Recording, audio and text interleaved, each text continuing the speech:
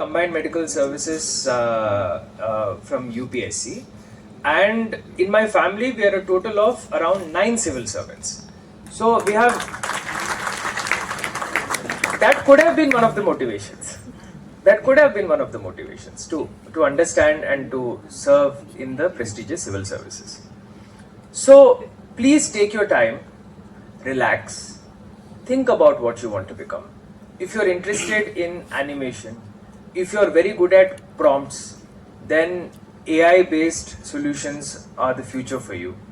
If you want to really help the sick in the society, then becoming a doctor and further doing your MD, DM, all of that works. When I decided to become an IAS officer, I remember very clearly, I was in my 6th class. I was sitting in my library and all my friends pulled out, so we used to have this library time. So one class, one period was reserved where you have to compulsorily go to the library, pull out one book and compulsorily read a book.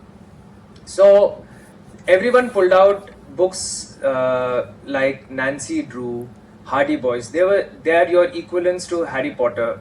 I'm a very old generation guy, you're all young people. So I pulled out randomly a book called Competition Success Review. CSR. See, Madam Hiremat knows. So it is a small magazine.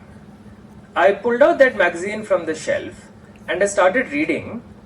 In the central page of the magazine, they used to publish an interview, a mock interview, where a pretend candidate would go to Delhi and go to this famous place called the Dholpur House in Delhi, where the UPSC, Union Public Service Commission, is located.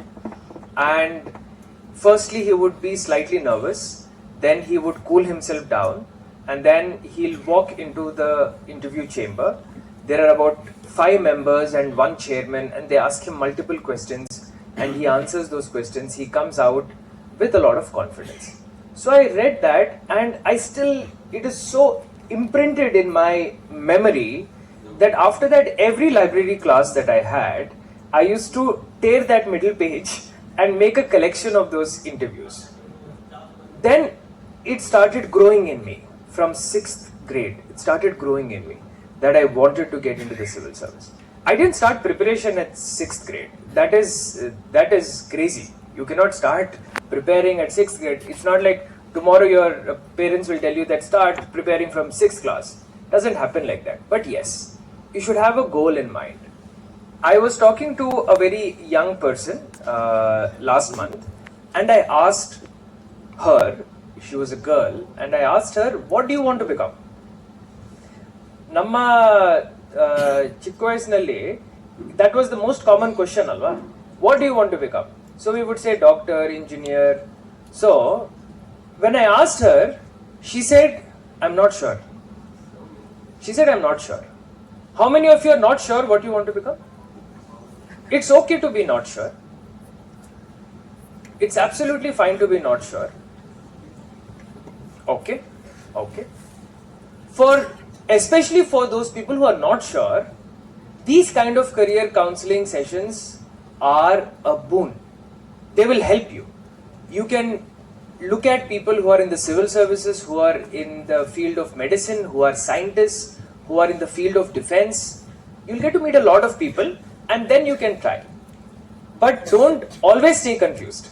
You should not stay confused. After you attend such counseling sessions, then you must try to develop some clarity on what you want to become in life.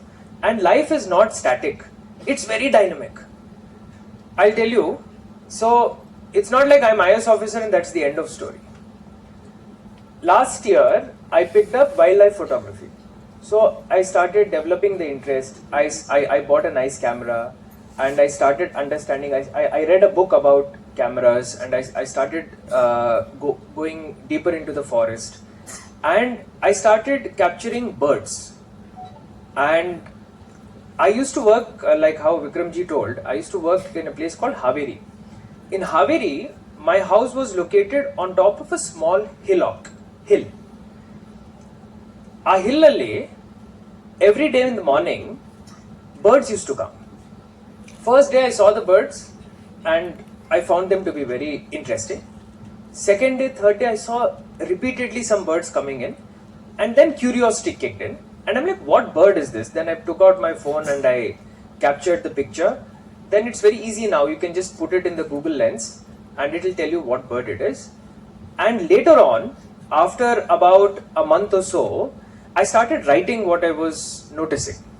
So I noticed a green bird which was about 15 centimeters. So I used to write green bird 15 centimeters, red beak, and then I used to write its behavior, when it used to come, when it used to go.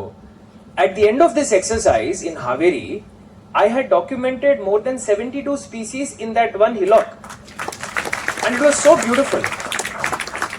Adad Nantara, I started going out.